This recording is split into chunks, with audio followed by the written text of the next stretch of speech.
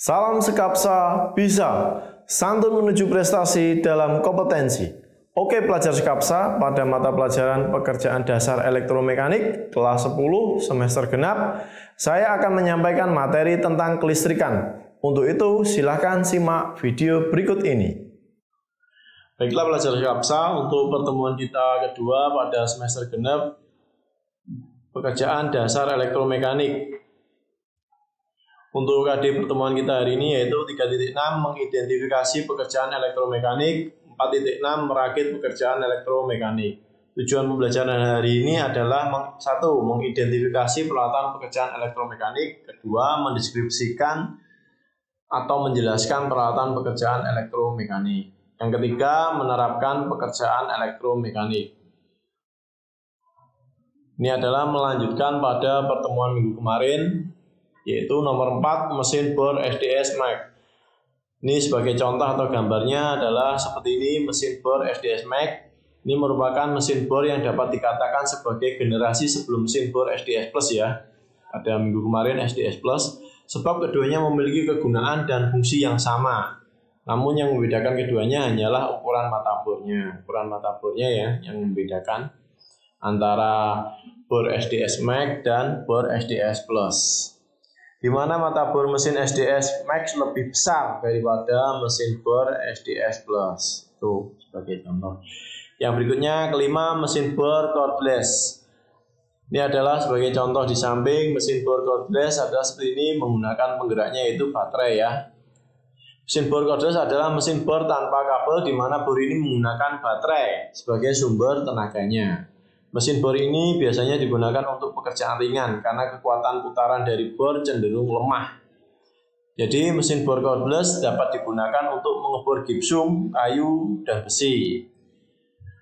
Jika hanya menggunakan mata bor dengan ukuran kecil bisa digunakan seperti tadi ya. Jadi mesin bor cordless ini bisa mengganti mata bor sesuai dengan ukuran dan kegunaannya. Dan juga penggunaannya juga dapat digunakan untuk memasang dan melepaskan skrup. Jadi penggunaan mesin bor cordless ini sebagai obeng lebih juga dapat terbukti lebih cepat dan hemat waktu. Yang keenam, mesin bor cord.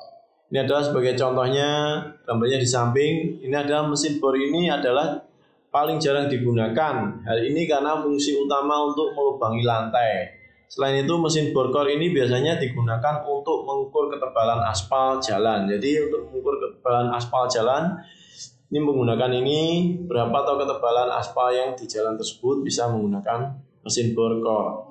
Atau bisa juga digunakan dalam sebuah proyek pembangunan yang cukup besar. Jadi mesin bor cord ini memiliki mata bor yang besar. Ini berbentuk seperti tabung. Umumnya digunakan untuk mengebor lantai pada gedung untuk membuat jalur pipa atau kabel dan lain sebagainya. Yang ketujuh yaitu mesin bor duduk. Ini adalah sebagai contohnya mesin bor duduk, termasuk cara penggunaannya juga ada. Mesin bor duduk adalah mesin bor ini dapat digunakan sembari duduk. Jadi penggunaannya pada waktu kita santai juga menggunakan posisi duduk, yang mana kita menggunakan mesin bornya pada waktu menggunakannya duduk juga bisa, santai ataupun berdiri.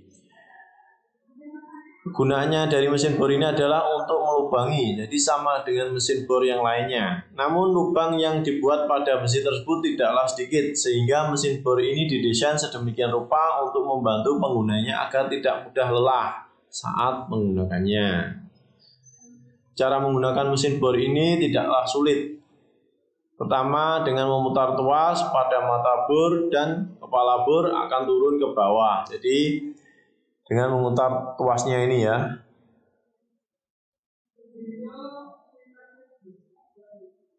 Maka akan turun ke bawah. Dengan desain sedemikian rupa pula, mesin bor ini mampu mengebor beberapa lapis besi secara langsung.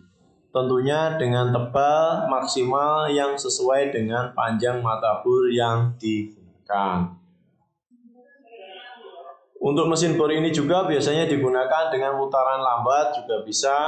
Meskipun dengan putaran cepat, kecepatannya dapat diatur melalui belting di bagian atasnya. Di samping itu ia juga memiliki ukuran yang beragam seperti mesin bor tangan Jadi hampir sama dengan mesin bor tangan ya, jangan sampai lupa. Ukuran mesin bor duduk mulai dari yang kecil 13 mili sampai yang paling besar adalah 25 mili. Demikianlah materi yang saya berikan untuk pelajar Skapsa, dan untuk tugas-tugas pada materi berikut ini akan saya sampaikan di Google Classroom. Jangan lupa untuk dicek pada Google Classroom, dan tugas-tugas dikumpulkan secara mandiri, dikerjakan secara mandiri, dikumpulkan di Google Classroom. Jangan lupa tetap mematuhi protokol kesehatan. Sampai jumpa di pertemuan kita berikutnya. Terima kasih belajar Skapsa. Baiklah belajar Skapsa, demikian materi hari ini. Untuk pengumpulan tugas melalui Google Classroom, jangan lupa like dan komen untuk mendukung program ini. Klik subscribe dan tekan tombol lonceng supaya tidak ketinggalan informasi ini. Dan share jika menurut kalian video ini bermanfaat untuk orang lain. Sampai jumpa di video kita selanjutnya. Salam Skapsa bisa. Sekolah Berbudaya Industri berkarakter wirausaha menjadi idola sekediri raya.